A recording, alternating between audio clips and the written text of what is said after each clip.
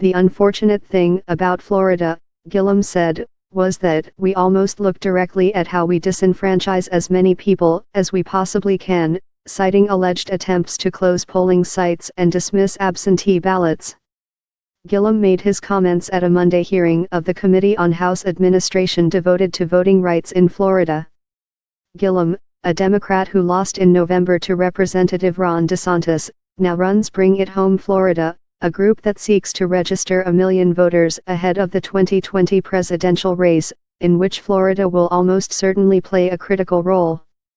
Gillum was one of several witnesses at the hearing, which was held in Fort Lauderdale. They described a variety of efforts by the state's Republicans to disenfranchise people of color, whose share of Florida's population has substantially increased. Democrats say the state is still living with the aftermath of the hanging Chad fiasco of the 2000 presidential election, when the Supreme Court halted a recount, handing George W. Bush the presidency by fewer than 1,000 votes. "If we call ourselves a democracy, we need to act like it," said Representative Marcia Fudge, D. Ohio, the committee chair. Gillum made his poll tax comments in response to a measure passed by the Republican-controlled Florida state legislature last week, weakening Amendment 4, a ballot initiative to allow former prisoners who have completed their sentences to vote in the state.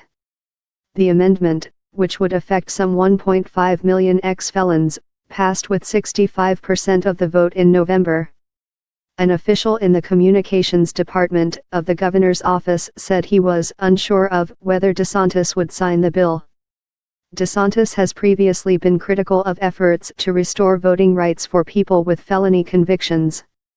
Representative Debbie Wasserman Schultz, D-Flaw, the former head of the Democratic National Committee, said she believed the legislature's actions to have been illegal.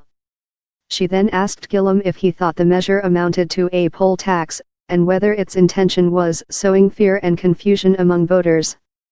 Gillum answered affirmatively to both questions.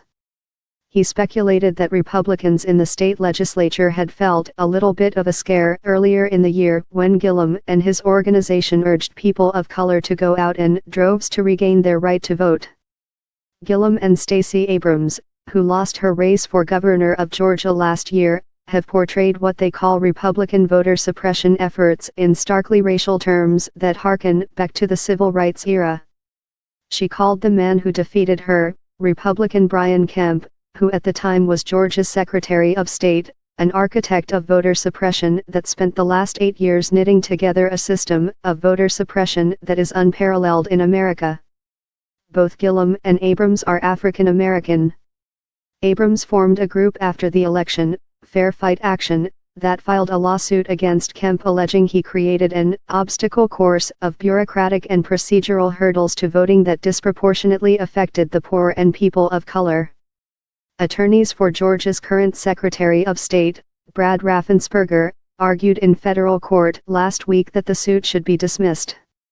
Senator Kamala Harris, D. California, who is running for president partly on a message of racial and social justice, recently said that without voter suppression, Stacey Abrams would be the governor of Georgia, Andrew Gillum is the governor of Florida.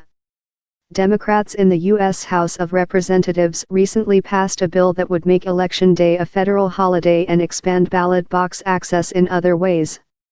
The bill is not supported by Senate Majority Leader Mitch McConnell. Our Kentucky President Trump, meanwhile, has regularly claimed that voter fraud is widespread and systematic, despite bountiful evidence to the contrary.